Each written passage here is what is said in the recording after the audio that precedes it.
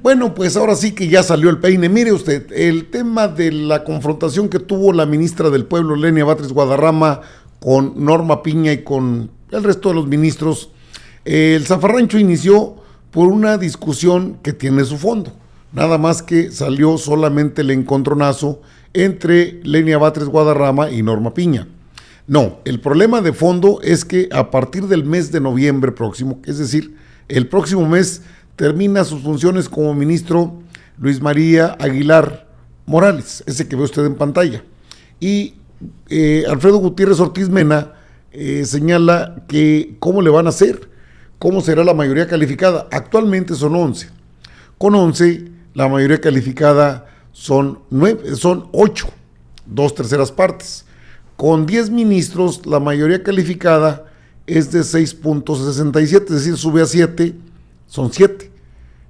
Ya no los va a tener en sus manos, porque con 10, las 3 ministras que no están de acuerdo con Piña, pues entonces van a tener problemas, porque no van a alcanzar esa mayoría calificada. Y aparte es para sesionar solamente en el Pleno. Todo esto fue parte de lo que, pues, de hecho serían 6.6, así está establecido en una regla de 3 facilita para establecer las 2/3 partes. Ese fue el origen de todo el problema, y así lo dieron a conocer los propios ministros, pero se enfocó más el asunto en el tiro que se generó entre Lenia Batres Guadarrama y la ministra Norma Piña, que defendió sus intereses, que es que las prestaciones, lo que pasa es que ya no van a poder hacer de las suyas, pierden el poder, pierden las 2/3 partes, de acuerdo a la reforma constitucional, la mayoría calificada ya no lo alcanzan, y entonces entra un conflicto en el que pierden el poder de establecer o hacer lo que ellos quieran. Eso es de fondo lo que se habló, y así lo comentaron en el propio Pleno. Se mantenga con una integración de 11 elementos. Será necesaria para la mayoría calificada 8. Es con base en el régimen transitorio que establece la reforma judicial, en donde prevé que esta integración de 11 se mantendrá hasta el momento en que lleguen las personas que sean electas por voto popular. Esto tiene desde mi punto de vista, varias implicaciones. Si la propia reforma en su régimen transitorio establece que esta integración se va a mantener hasta el último día de agosto de 2025, tiene, desde mi punto de vista, 2 consecuencias necesarias. Una, pues desde luego, lógicamente, que la integración del Pleno seguirá de 11. 2, que las votaciones calificadas, mientras haya una integración de 11, deberán ser de 8. Y 3, que podrán seguir funcionando esta Suprema Corte de Justicia en salas. Porque de otra manera, pues tendríamos que eliminar a 2 elementos de este Tribunal Pleno para dar cumplimiento a lo que establece la reforma ya vigente. Y desde esa perspectiva, yo sostendría que mientras se mantenga una integración de 11, será necesaria una votación calificada de 8. Gracias, ministra presidenta. Gracias. Ministro Gutiérrez y posteriormente el ministro Lai. Mi punto no es, yo estoy de acuerdo, se mantiene, como dice el transitorio, funcionando con 11. La regla del cuerpo colegiado es que las decisiones se toman por mayoría, ausente una regla específica que nos otorgue una votación calificada. Y yo no encuentro una norma hoy en día en la Constitución, sí encuentro una norma que dice que vamos a seguir funcionando como 11, pero no encuentro una norma específica que me diga que en determinados casos habrá una votación calificada. Ausente la votación calificada, aplica la regla que siempre ha aplicado. Mayoría de los integrantes de los 11 toman la decisión. Es decir, yo veo muy difícil que podamos darle ultraactividad a una norma derogada de calificación de votación de 8 o le hagamos una reviviscencia de una norma derogada que exija una calificación de 8. Estoy de acuerdo, el transitorio nos dice seguiremos funcionando como estamos integrados con 11, pero me parece que la regla de votación calificada requiere norma expresa en el texto constitucional, cosa que yo no encuentro. Gracias, ministro. Esta discusión ya la habíamos tenido cuando analizamos salas, si las salas podían seguir funcionando y si, es más, quedamos que esto de punto lo íbamos a ver precisamente cuando viéramos una acción, a petición del ministro Pérez Dayán. Entonces, yo creo que ya llegó el momento de pronunciarnos en este, y se lo agradezco, ministro Gutiérrez. Ministro Lainez. Gracias. Me parece que sí es muy importante el tema que ha traído a colación y que efectivamente habíamos dicho, pues va a llegar el momento cuando tengamos este asunto. Yo podría, digamos, compartir una interpretación como la que realizó el ministro Pardo, ¿sí? Y solo lo pongo sobre la mesa. El problema adicional, perdón que lo complique en lugar de resolverlo, es que el transitorio constitucional también señaló o excluyó cualquier interpretación.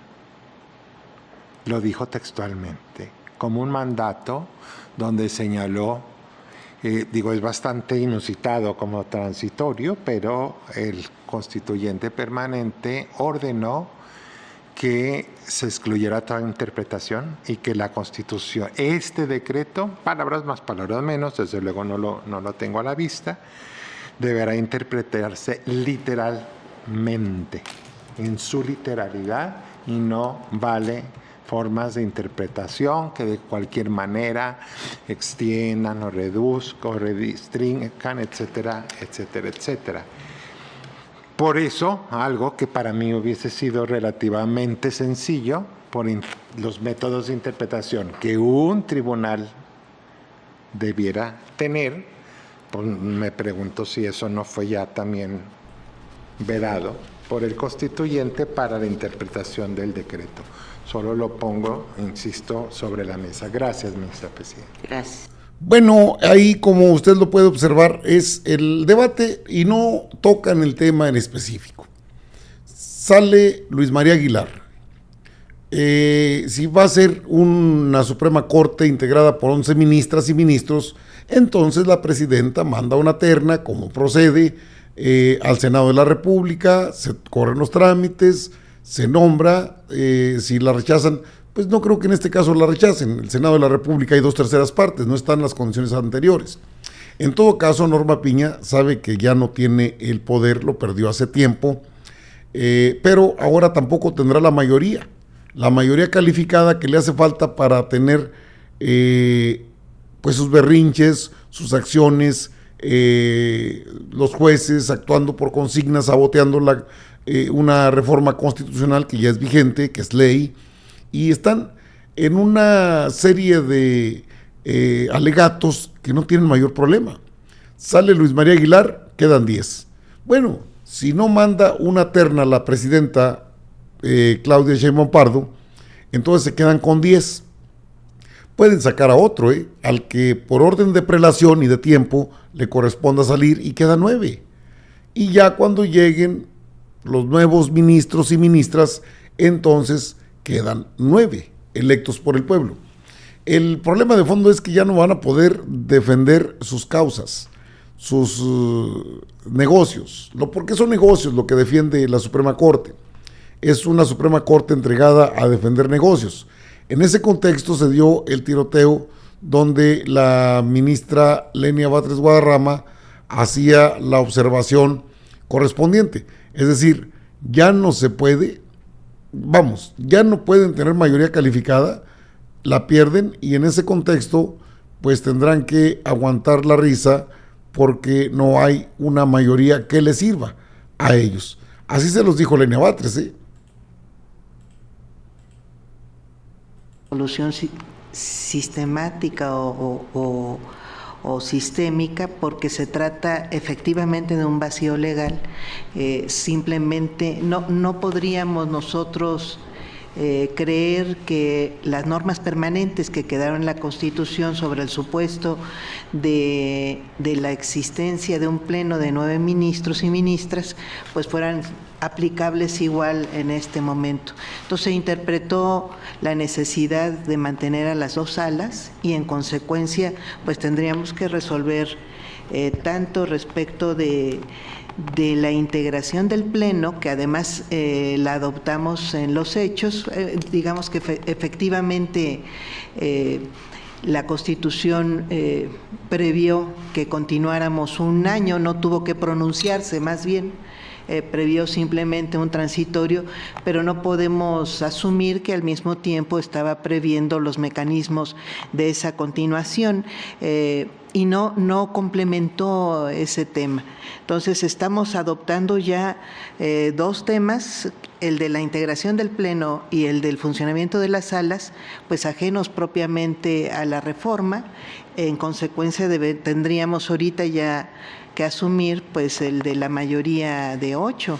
No podríamos asumir y por eso era conveniente y necesario que tuviéramos una sola resolución del tema. Creo que ese es el mecanismo que nos corresponde abordar ya en este sentido. Gracias. Ministro Pérez Dayán. Gracias, señora ministra. Bueno, ahí tiene. De fondo, el problema es si a Luis María Aguilar Morales le corresponde abandonar la Suprema Corte porque terminó su periodo, pues si quieren una regla de 3 y las 2/3 partes, ya no las alcanza Norma Piña. Ahora, si van a ser 11, pues la presidenta manda una terna, el Senado la aprueba, a quien designe provisionalmente, de aquí a que entran en funciones los nuevos ministras y ministros que van a ser electos por el voto ciudadano, y ahí se acaba el problema. Pero de fondo lo que les preocupa es que ya no van a poder tener una mayoría calificada para hacer lo que han hecho todo este tiempo, proteger intereses ajenos a la ley, a la legalidad. La misma presidenta de México, la doctora Claudia Sheinbaum Pardo, ha dicho es que está plagado de corrupción el Poder Judicial y se tiene que limpiar. Hay bastante nepotismo, la misma Norma Piña lo ha aceptado. Los ministros no están preocupados por el bienestar, están preocupados por una cuestión que es de fondo. No fue tanto el encontronazo entre la ministra del Pueblo, Lenia Batres Guadarrama, y Norma Piña. El fondo es la mayoría calificada que pierde Norma Piña y sus ministros. Eso es de fondo. Sin una mayoría calificada pierdes todo el poder, porque entonces ya no pueden decidir los mismos de siempre. Sin Luis María Aguilar quedan 10. Y si van a funcionar con 11, pues hombre, es una cuestión de procedimiento. Es el próximo mes, cuando se quedan 10 integrantes de la Suprema Corte. Entonces correspondería a la doctora Claudia Sheinbaum Pardo, presidenta de México, titular del Ejecutivo Federal, mandar una terna para que sean 11, lo aprueban y quedan 11. Pero ya con 4 en contra. Ya no tendrían los 8 votos de mayoría calificada hasta que en agosto del próximo año lleguen los nuevos integrantes de la Suprema Corte. Lo quieran o no, de hecho, de facto, establecen y se dan cuenta que han perdido todo.